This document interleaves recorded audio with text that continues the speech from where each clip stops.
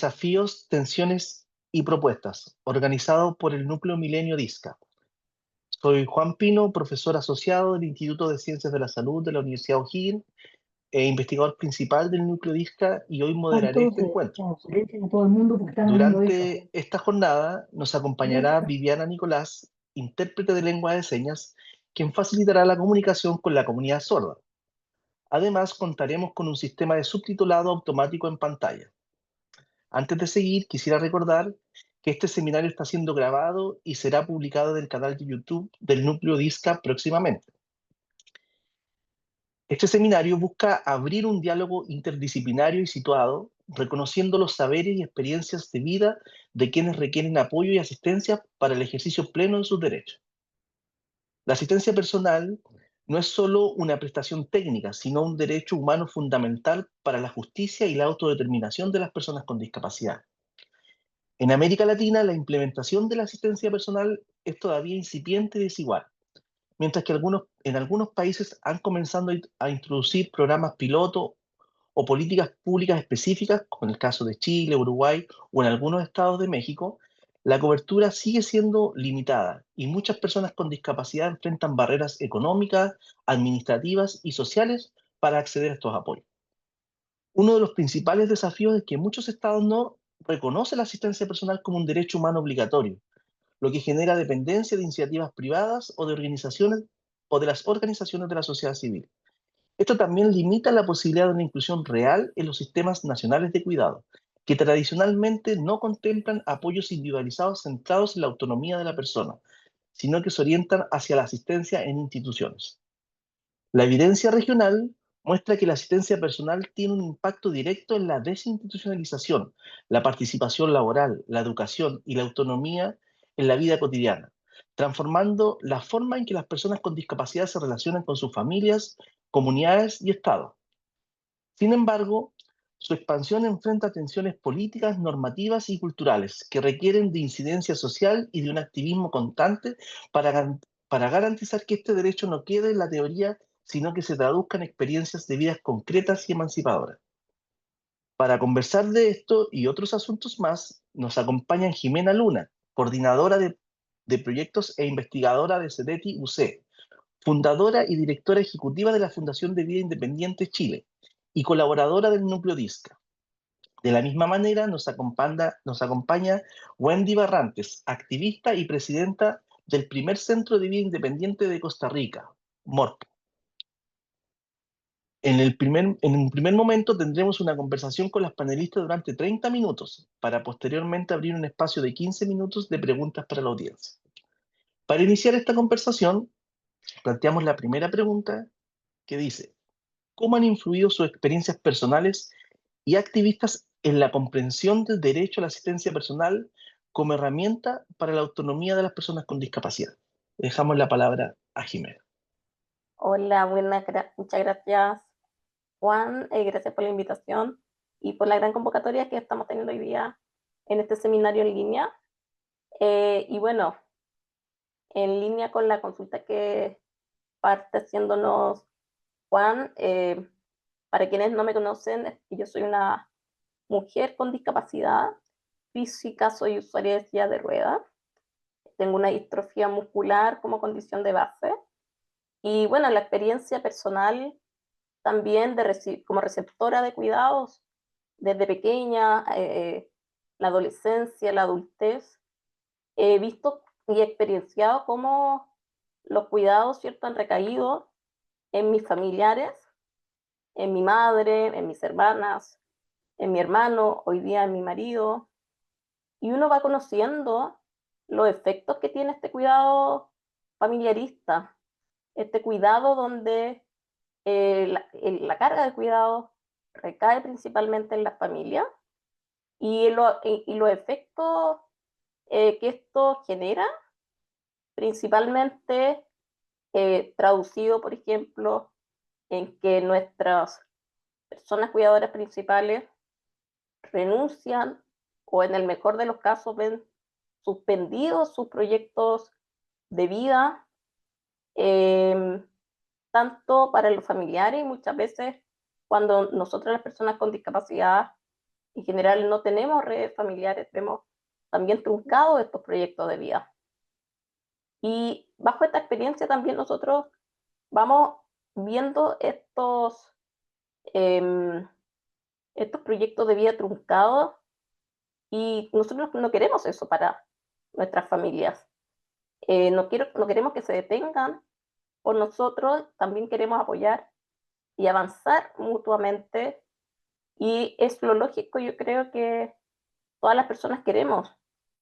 Y en función de esto, viendo esta problemática social que vivimos las personas con discapacidad, nosotros necesitamos, requerimos, y por eso también está establecido en normativas, como en la convención, ¿cierto? Que tengamos apoyos, específicamente en la asistencia personal, para lograr estas metas de vida. Y esto también me ha llevado, esta experiencia, a alinearme en el activismo, principalmente en defensa del artículo 19 de la Convención, que habla sobre vivir de forma independiente en la comunidad. Y alineado a los tres ejes principales que tiene este artículo, que son la desinstitucionalización, el acceso a servicios de apoyo, principalmente la asistencia personal, y la accesibilidad a los servicios comunitarios en general. Eso les puedo comentar bajo esta primera reflexión. Muchas gracias, Jiménez. Te damos la palabra a la Wendy. Bueno, muy buenas tardes a todos y a todas. Agradecer por el espacio que nos están o que me están brindando el día de hoy.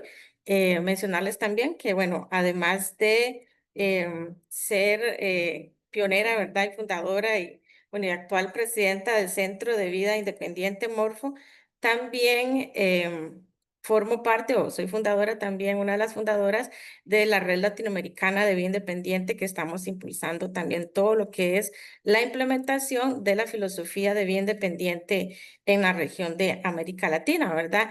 Esto lo traigo a colación, ¿verdad? Porque es muy importante, estamos defendiendo todo lo que es la implementación o que se agregue lo que son los apoyos a los diferentes o a los sistemas de cuidado.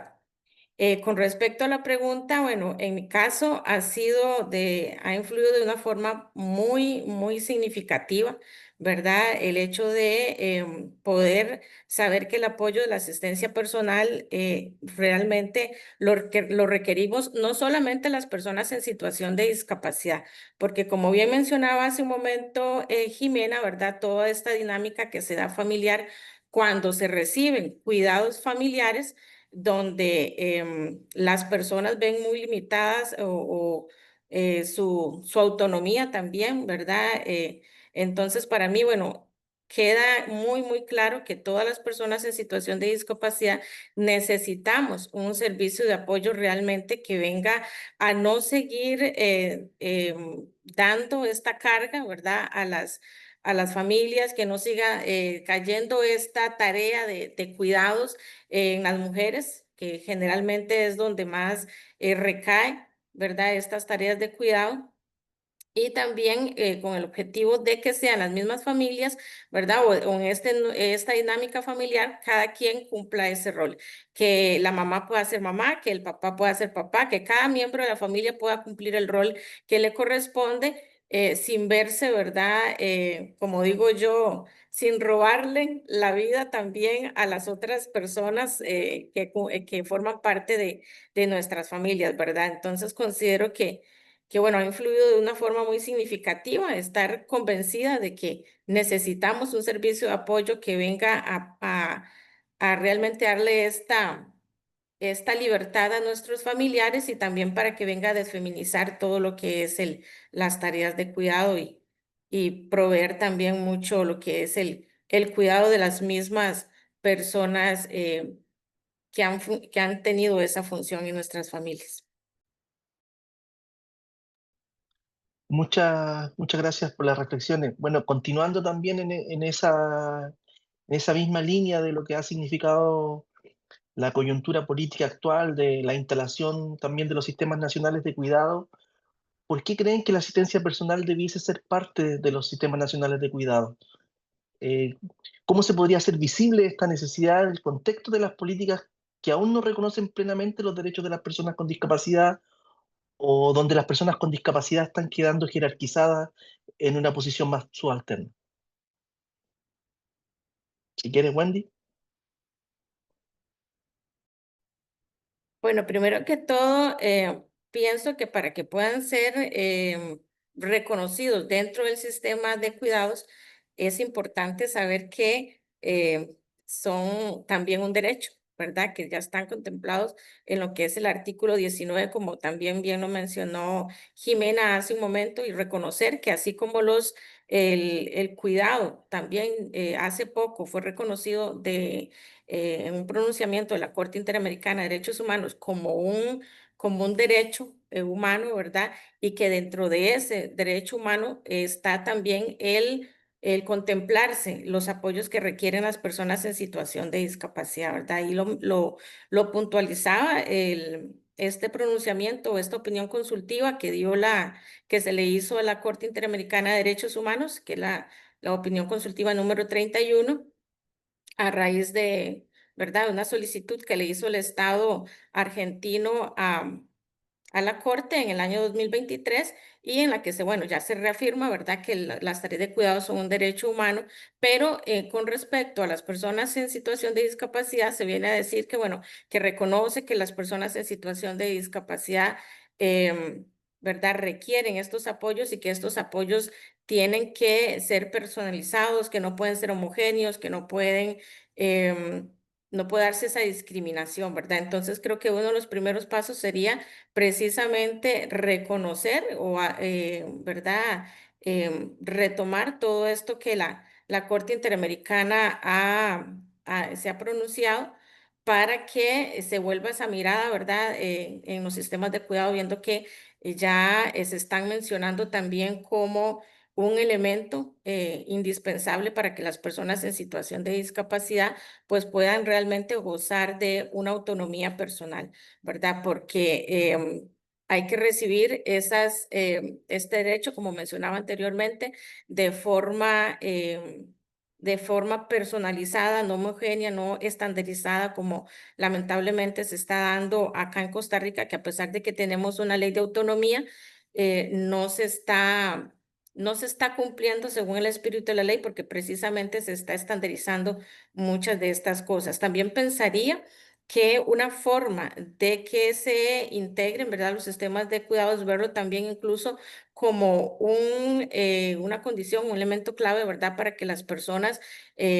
prestadoras de estos cuidados, generalmente familiares, generalmente y en su mayoría mujeres, puedan cuidar de sí mismas, porque haciendo mención también de la opinión consultiva de la Corte Interamericana de Derechos Humanos, que viene a reconocer, ¿verdad?, que las personas tienen, bueno, que es un derecho, que tienen derecho a cuidar, a cuidarse y al autocuidado, ¿verdad? Este nuevo dimensión de este derecho.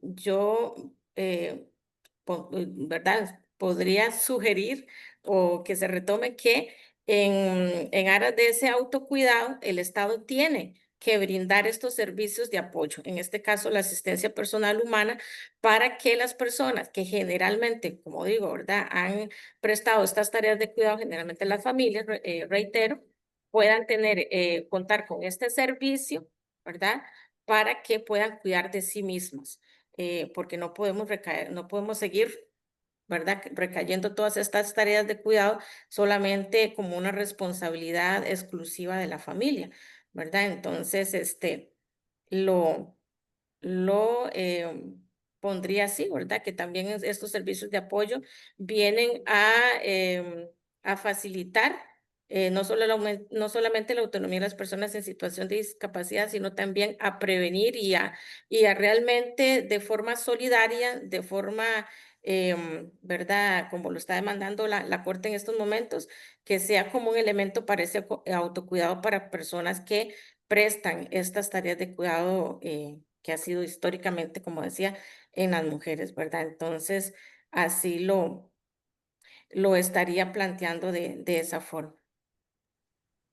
Muchas gracias, Wendy. Ahí entonces también le damos la palabra también a la Jime para que también quizás nos cuente también cómo ella ve este panorama, cómo Bien. lo relaciona con el contexto chileno y con la Mira, emergencia que ha tenido la política. además de eso, claro. Bueno, creo que la asistencia personal es una figura que ha estado un poco invisibilizada en nuestro país. Y una de las cosas que debemos avanzar es precisamente a poder resaltar y formalizar un poco esta figura. También me quiero referir a dos cosas relevantes que tienen que ver con la asistencia personal y cómo integrarlo esto en los sistemas nacionales de cuidado. Y nos referimos, por ejemplo, al modelo de las 5 R, del modelo de los cuidados. Tenemos que ir relacionando también cómo la asistencia personal está establecida como un derecho en el eje número 2 del artículo 19 de la Convención, centrándonos específicamente en eso, también tiene una relación con el modelo de las 5 R que ya les voy a ir comentando de a poco. Para quienes no lo conocen. Estas 5 R están divididas en 3 que tienen que ver con los trabajos no remunerados y la última 2 con el trabajo remunerado de cuidados. Entonces, dentro de las primeras 3 que tienen que ver con el trabajo no remunerado, tenemos que hablar sobre el reconocer el trabajo de cuidado no remunerado.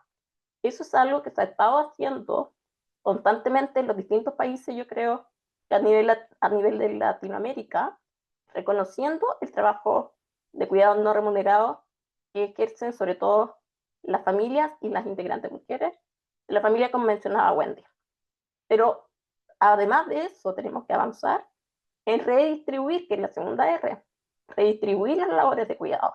Y es aquí donde entra el mercado, donde entra el Estado, que deben asumir un rol dentro de estas labores de cuidado. Y por lo tanto, aquí entra también la figura del o la asistente personal para permitir descargar esta responsabilidad, entre comillas, impuesta socialmente a la familia. Por otro lado, también la tercera R tiene que ver con reducir el cuidado no remunerado. Por lo tanto, volvemos a lo anterior. Esto implica que el Estado debe ir asumiendo un rol que remunere los cuidados, ¿ya? Y el rol del asistente personal es fundamental y hacerlo desde un enfoque de derecho, donde ese enfoque de derecho alineado con el artículo 19 tiene que dar cuenta de que el asistente personal debe favorecer la autodeterminación de la persona con discapacidad. Por último, tenemos las dos últimas R, que es recompensar de manera digna los trabajos de cuidado remunerado, porque tampoco la idea es tener un asistente personal con un salario bajísimo sin entregar prestaciones o seguridad social. Tenemos que asegurarnos de que sea un trabajo digno. Y por último, la representación también de las personas trabajadoras en los cuidados, como ya les comentaba, para ejercer sus trabajos como asistentes personales con todas las responsabilidades y también con los derechos que esto implica como trabajadores y trabajadoras. Creo que eso es súper relevante de instalarlo también dentro de los sistemas, dentro de la conversación que se está dando a nivel de Latinoamérica respecto a los sistemas nacionales de cuidado y también visibilizar a las personas con discapacidad. Que dentro de esta conversación siempre se nos asigna un rol como personas que recibimos cuidado y como que eso queda ahí, personas que recibimos cuidado, pero somos mucho más que eso. Somos personas que queremos vivir en la comunidad, que queremos salir a estudiar, que queremos salir a recrearnos, y para eso muchas veces necesitamos tener nuestra autonomía, nuestra autodeterminación, para hacerlo de acuerdo a nuestros intereses. Y eso cuesta mucho, ha costado mucho instalarlo dentro de la conversación de los sistemas nacionales de cuidado, de que las personas con discapacidad también tenemos voz. Y creo que en las mesas de trabajo tiene que aumentar el número de personas participantes, que seamos personas con discapacidad. Muchas gracias, Jiménez, por las reflexiones, también a Wendy.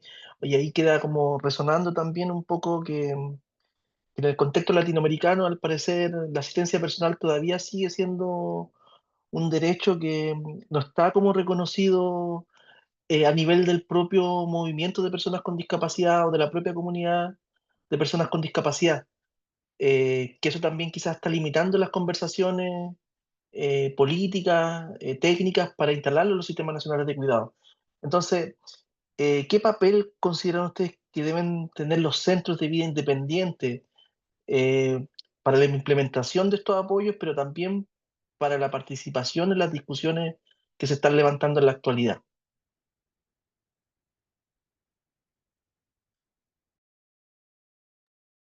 Si quieres, puedes partir tú, Jime, que no sé si partió antes la Wendy, pero puedes partir tú, Jime.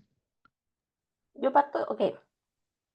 Bueno, yo creo que Wendy tiene una noción mucho más amplia de los centros de vida independiente, considerando que Costa Rica ha sido uno de los pioneros en Latinoamérica, porque centros de vida independiente hay un montón en Estados Unidos, en Europa sobre todo, en los países nórdicos han tenido mucho éxito, pero claro, si nos comparamos, podemos encontrar un montón de diferencias socioeconómicas, sobre todo pensando en los derechos de las personas con discapacidad.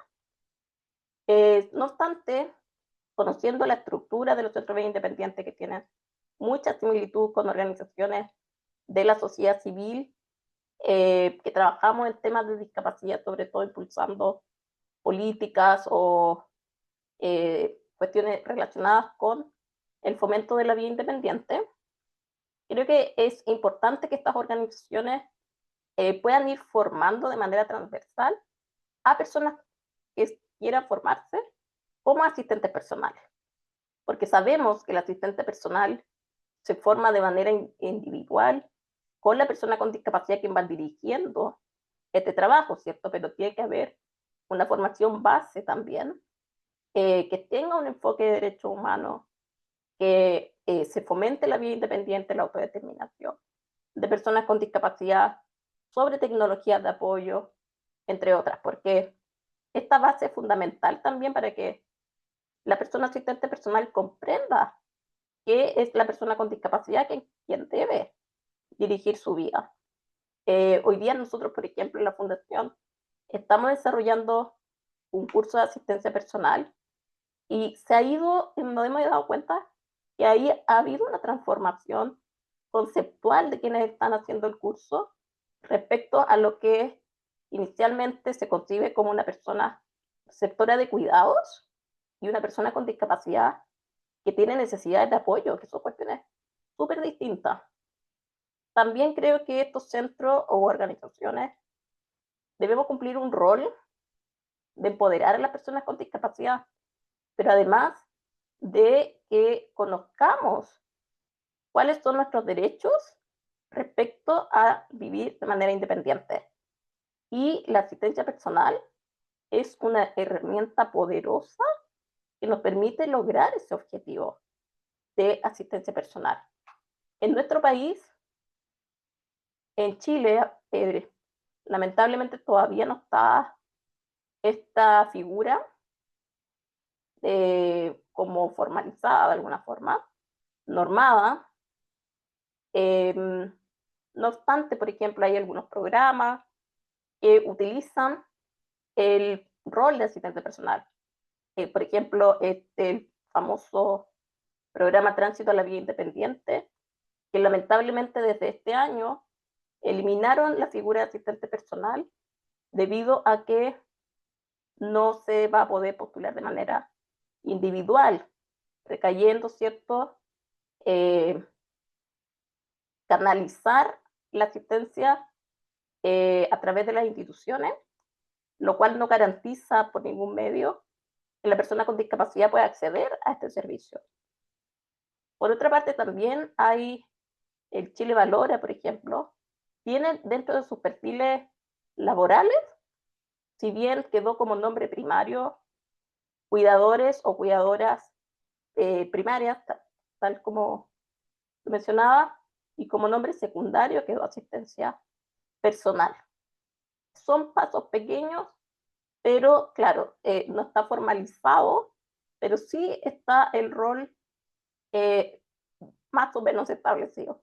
Ya falta bastante todavía, y nosotros yo creo que en Chile estamos notando hoy día un retroceso, ya un retroceso, porque claro, llevábamos varios años viendo cómo se estaba implementando la figura de asistente personal, pero de un día para otro, de un año para otro, se elimina la postulación individual y eso acarrea eliminar la asistencia personal como tal. Entonces, ha sido un golpe duro para las personas con discapacidad porque en vez de fortalecer la figura, terminamos como retrocediendo.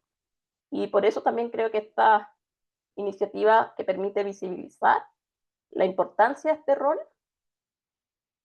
nos va permitiendo también empoderarnos. Con eso termino. Muchas gracias, Jimmy. Le damos la palabra ahí a Wendy que nos puede contar también de su experiencia liderando los centros de vida independiente. Sí, gracias.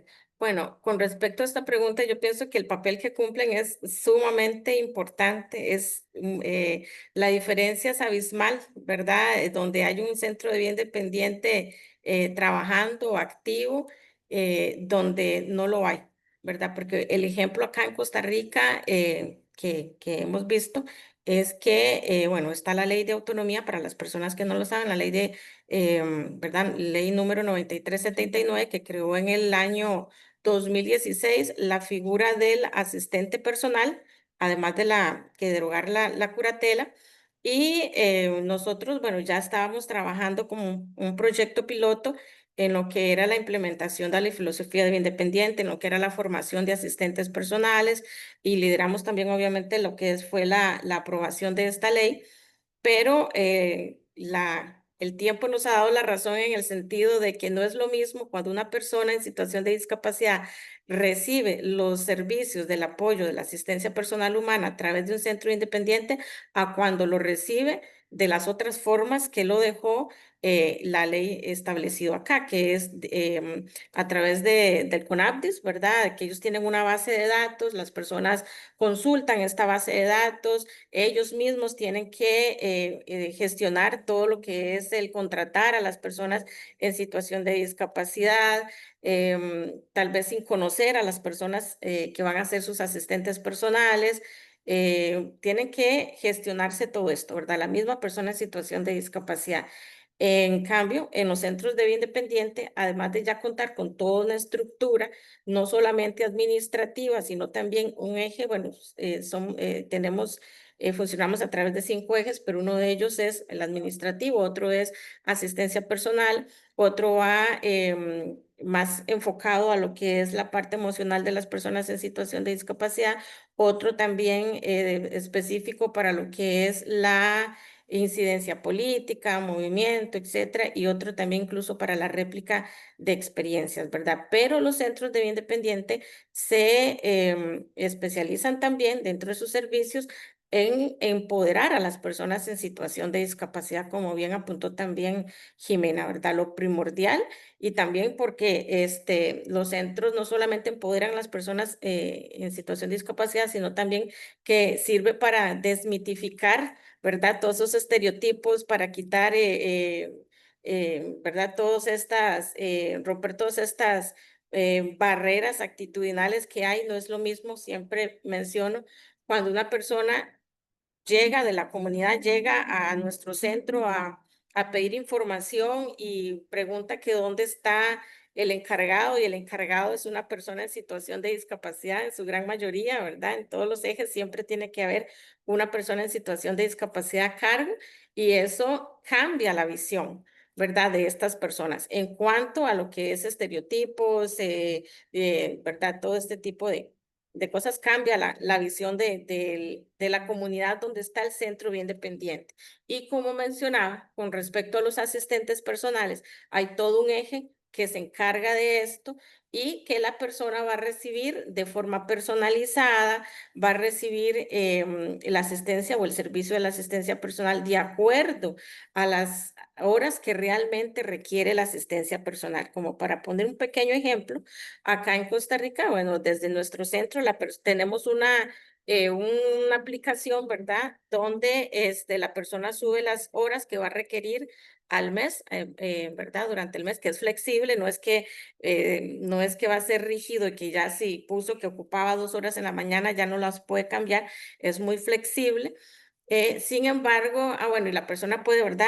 Planear su vida con respecto a las actividades que tiene. Sin embargo, una persona que no recibe los servicios de parte de un centro independiente, ¿verdad? Como le dicen del CONAPDIS, del Consejo Nacional de la Persona con Discapacidad, generalmente es el asistente el que determina cuántas horas y en qué tiempo trabaja, ¿verdad? Entonces, generalmente la persona no recibe asistencia los fines de semana. Y nosotros siempre cuestionamos, es que a nosotros no se nos quita la discapacidad o, ¿verdad? La condición, los fines de semana, ni feriados, ni nada. Entonces, los centros de vida independiente juegan ese papel importantísimo para que realmente la persona reciba esos servicios de apoyo humano, en este caso, de acuerdo a sus requerimientos reales, ¿verdad? Y no que se los vengan a imponer como siempre ha sucedido. Precisamente desde la Red Latinoamericana Vida Independiente de Relavín, nosotros estamos, como mencionaba, promoviendo mucho, ¿verdad? Lo que es la implementación de centros de vida independiente, precisamente para no solamente lograr que los compañeros o impulsar a que los compañeros busquen la aprobación de legislación que venga a armonizar, ¿verdad? Con la convención y que se puedan crear, ¿verdad? Servicios de vida independiente, de servicios de asistencia personal, pero también que al estar ya brindándose estos servicios a través de los centros de vida independiente, pues va a apoyar para todo esto que mencionaba anteriormente, para empoderar a las personas en situación de discapacidad, para romper mitos, estereotipos, etcétera, para que la asistencia, el servicio de asistencia personal realmente se brinde de acuerdo a lo que la persona requiere, ¿verdad? Y que ya se mencionan también en la observación general número 5, ¿verdad? Del comité que habla de esto, que la persona en situación de discapacidad tiene que elegir el servicio de asistencia, el asistente como tal, tiene que no compartir la asistencia, bueno, entre otros, ¿verdad? Requisitos, por decirlo así, para que la asistencia se brinde de forma idónea. Ahora, tal vez relacionándolo con la pregunta anterior, ¿verdad? A nosotros nos ha costado muchísimo, no solo como personas como tal en situación de discapacidad o como población, sino incluso como centros de vida independiente, lograr que estos servicios de apoyo se integren dentro de los sistemas nacionales de cuidado. Acá contamos con el SINCA, que es el Sistema Nacional de Cuidados y apoyos entre comillas, porque no los vemos, ¿verdad? Ni siquiera en el financiamiento. Lamentablemente ha sido solamente como por cumplir. Yo espero sinceramente que este pronunciamiento de la Corte Interamericana de Derechos Humanos venga realmente como una alerta, ¿verdad? Que venga a abrir los ojos, por decirlo así, de las personas que forman parte de los sistemas nacionales de cuidado, porque puntualiza muy específico que dentro de esa tarea de cuidados, las personas en situación de discapacidad lo que requerimos son apoyos, ¿verdad? Y como mencionaba anteriormente, no homogéneos, no estandarizados, que vengan estos servicios que vengan realmente a propiciar y a promover nuestra autonomía, ¿verdad? De forma personalizada incluso, ¿verdad? Pero incluso como centros de vida independiente nos ha costado mucho que se haga entender que no estamos compitiendo con las tareas de cuidado, que no estamos en contra de las tareas de cuidado, porque sabemos que todos en algún momento hemos ¿verdad? Recibido cuidados o también damos cuidados, porque como bien mencionaba también mi Jimena, ¿verdad? Se nos ha visto siempre solo como personas sujetas, receptoras de pasivas de cuidado, ¿verdad? Y esto no, esto debe cambiar, no debe verse así.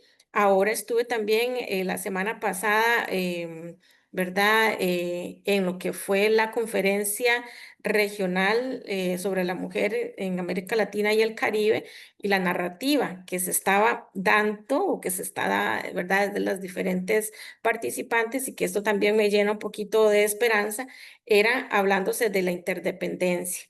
¿Verdad? Ya no solamente como desde un sujeto o una persona sujeta de dependencia, sino inclusive hablándose de la interdependencia, que creo que es algo muy importante también de retomar, ¿verdad? Que paralelo a lo que fue el pronunciamiento de la opinión consultiva de la Corte Interamericana, creo que el retomarlo de la interdependencia también viene a dar una mirada diferente para que dentro de los sistemas nacionales de cuidado se tomen en cuenta los servicios de apoyo, específicamente el servicio de apoyo de asistencia personal humana, ¿verdad? Porque al menos en el caso de Costa Rica, bueno, hablando un poco, ¿verdad? De la ley también no solamente contempla la asistencia personal humana, sino también los productos de apoyo, como sillas de ruedas, andaderas, lo que la persona requiera, porque es complemento para que pueda ejercer su autonomía y tener una participación real dentro de su comunidad, sin irnos al extremo, como ha ocurrido en otros países, donde lamentablemente a veces quieren imponer que una persona utilice un apoyo tecnológico o apoyo, ¿verdad? Sin recaer en modelos médicos rehabilitadores, pero realmente que estos servicios de asistencia humana o estos otros servicios o estos otros apoyos como productos de apoyo, etcétera, realmente vengan a, a propiciar que la persona pueda ser autónoma, pueda participar realmente dentro de su comunidad, ¿verdad? Y como mencionaba, los centros de vida independiente son ese canal donde realmente todo esto se puede gestar. La persona es autónoma, la persona autogestiona el centro y se empodera y bueno, puede también incidir mucho para las políticas públicas. Muchas gracias. Oye, faltan varias preguntas como para seguir como conversando, pero queremos darle también la oportunidad a los participantes. La verdad que tenemos más de 100 personas que se han estado conectando. Es un tema que está tomando mucha importancia en Chile, pero también en Latinoamérica, así que no sé si tú, Andrea, me puedes ver si es que alguien escribió en el chat o si alguien quiere también, bueno, tomar el micrófono y hacer alguna pregunta a nuestras destacadas panelistas que tenemos hoy Sí, para, en para que el chat podamos... hay ¿Ya? una pregunta de Leontina que dijo que ¿qué entidad del Estado debiera hacer cumplir este derecho de la asistencia personal, ya que la ley lo establece? Entonces no sé si Jimena nos podría comentar y quizás Wendy comentar cómo es en su país, ¿no? Vale. Muchas gracias. Bueno, en realidad en Chile, como les comentaba, no tenemos una figura normada del asistente personal, pero aún así Chile ratifica la Convención Internacional sobre los Derechos de las Personas con Discapacidad en el año 2008, por lo tanto se compromete a dar cumplimiento a esta normativa internacional. Y en este caso es el artículo 19 específicamente, en el segundo eje donde se enfatiza en que las personas con discapacidad deben tener acceso a los servicios de apoyo, en especial a la asistencia personal. Esto se ha intentado instalar en nuestro país, sobre todo a través de algunas políticas públicas, algunos programas específicamente, como el de tránsito a la vía independiente, que lo ejecuta el Servicio Nacional de la Discapacidad, pero este año en particular hemos visto un retroceso en la implementación de poder acceder a esta figura como de asistente personal por parte de personas con discapacidad, o al menos no había una claridad en cómo esto va a transitar hacia o las organizaciones vayan implementando este servicio a las personas con discapacidad. Esa falta de información y de claridad ha generado una tremenda confusión en la población de personas con discapacidad y por lo tanto hay una tremenda una situación que ha generado un malestar, pero también una inseguridad e inestabilidad respecto a continuar con ciertos proyectos de vida, ya sea académicos, laborales, incluso de cuidado de la propia salud.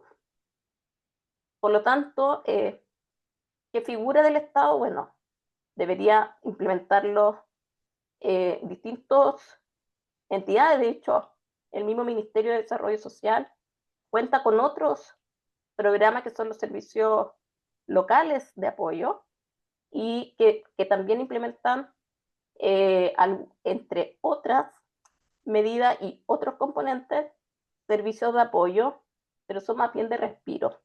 Entonces, ¿qué pasa con esto? No son de manera constante, son implementados a través de municipios. En la mayoría de los casos, la misma asistencia personal que se entrega o los cuidados, los servicios de cuidado, son impuestos y no son elegidos por la persona con discapacidad, entonces no se va cumpliendo. Yo creo que hoy día somos más que nada nosotros, la sociedad civil, quienes tenemos que estar un poco haciendo fiscalización básicamente sobre la implementación de estas medidas, y lo digo lamentablemente porque no tenemos una figura que fiscalice directamente este tipo de programas. Eso más que nada, porque no.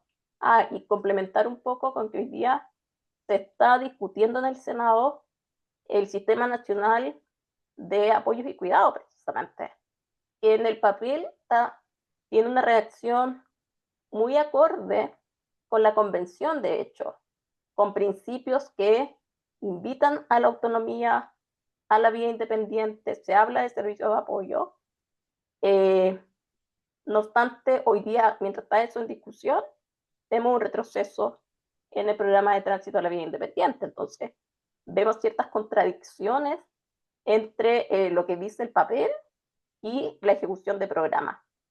Así que creo que como sociedad civil también tenemos que ir haciendo las demandas para el cumplimiento de estos compromisos que Chile ha hecho respecto a la convención. Muchas gracias, Jimmy, por darnos el contexto también de la realidad chilena. Le vamos a dar también la palabra a Wendy para ver si nos puede también ella Ujú. contar de su Bueno, experiencia. gracias. Bueno, acá en Costa Rica, por ley, le corresponde al Consejo Nacional de Discapacidad, específicamente la Unidad de Autonomía y Seguridad Social, ¿verdad? Que es el que está encargado de velar por todo lo que es el servicio de la asistencia personal humana, ¿verdad? Igual habemos centros de vida independiente, en este caso ya hay 3, ¿verdad? Que a raíz de las actividades que hemos hecho desde el Centro Independiente Morfo, como encuentros nacionales de personas en situación de discapacidad, bueno, ya han surgido otros centros de vida independiente. Nosotros constantemente estamos con ellos coordinando, ¿verdad? Todo lo que tiene que ver, enviando los diferentes comprobantes, las facturas, etcétera, que eso también apoya muchísimo a las personas en situación de discapacidad que no tienen que hacer todos estos trámites, ¿verdad? Contratamos, en este caso, a los asistentes personales. La persona en situación de discapacidad no tiene que estar buscando al asistente que le va a brindar el servicio, porque nosotros ya contamos con una base de datos, ¿verdad? No solamente nos conformamos también con la formación que reciben por el Instituto Nacional de Aprendizaje, nosotros les damos, además de esa formación, otra formación ya si la persona decide trabajar a través del centro nuestro. Pero también valga decir, en cuanto a la formación, ¿verdad? Que nosotros estamos ahorita constituidos como un centro colaborador del INA, ¿verdad? Que por ley tiene que formar asistentes personales, entonces también nos encargamos de formar asistentes personales. Hace poco, bueno, hace que menos de una semana, ¿verdad? Terminamos como el cuarto grupo, si no me equivoco, de formación de asistentes personales, pero lamentablemente, y tengo que decirlo ahí, también aquí creo que a nivel global está habiendo un gran retroceso de derechos, ¿verdad? Y también con respecto a la asistencia personal, se han reducido las horas.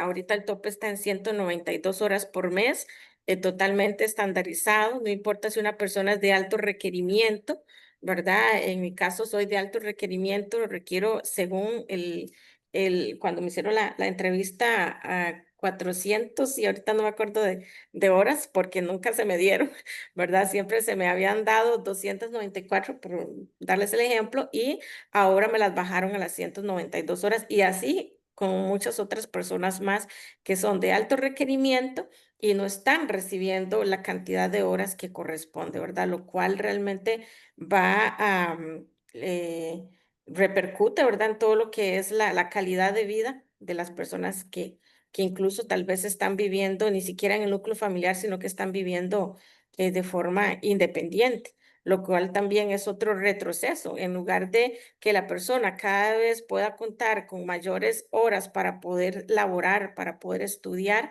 tenemos, por ejemplo, el caso de un compañero que le bajaron las horas menos del tope, ¿verdad? Máximo, que son las 192 horas.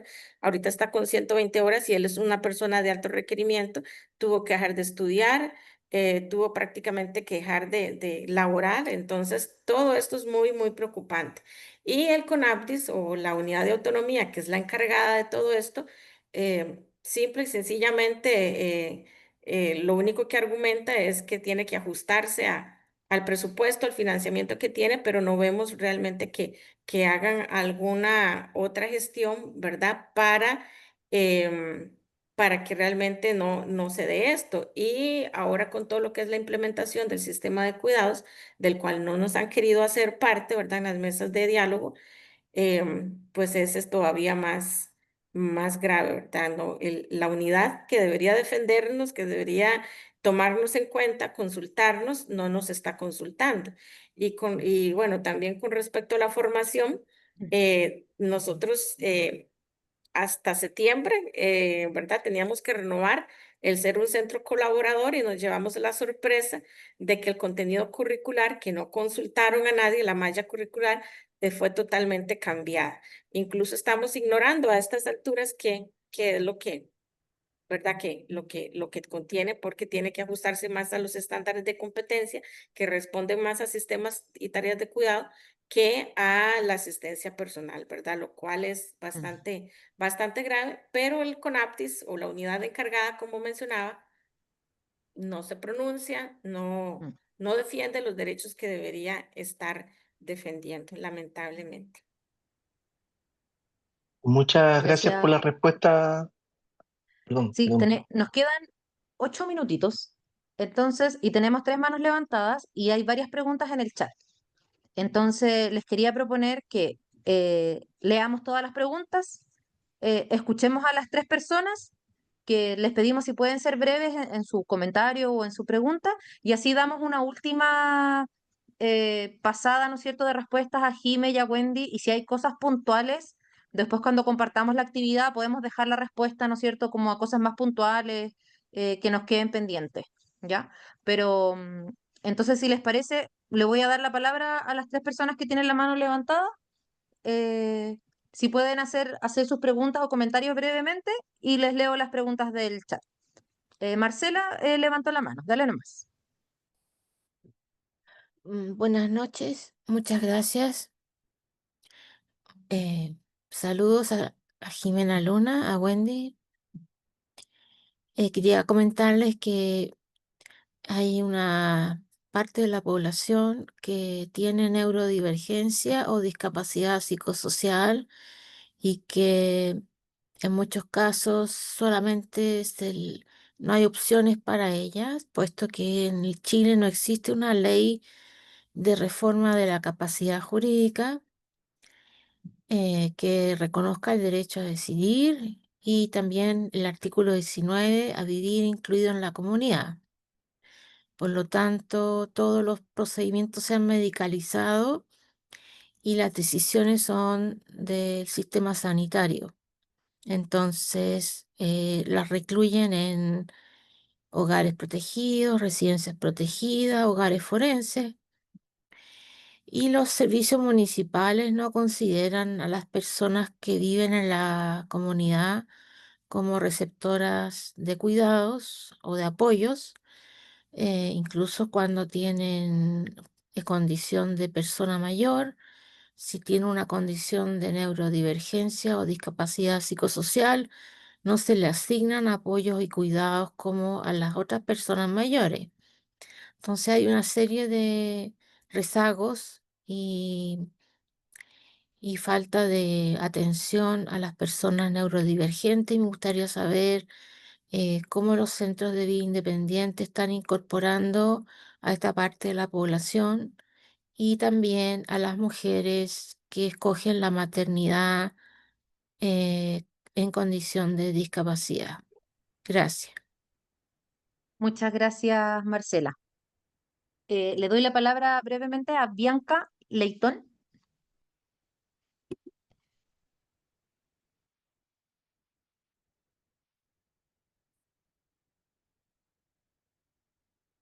Bianca, ¿nos escuchas?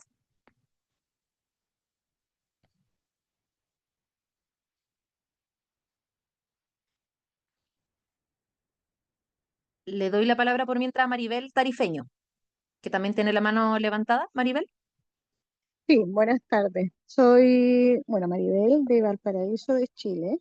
Si bien yo no tengo alguna discapacidad, pero yo soy una persona de 48 años y he tenido la experiencia desde mi infancia de estar con personas con alguna discapacidad. Ya se me crié con un tío que falleció a los 78 años con una discapacidad mental severa.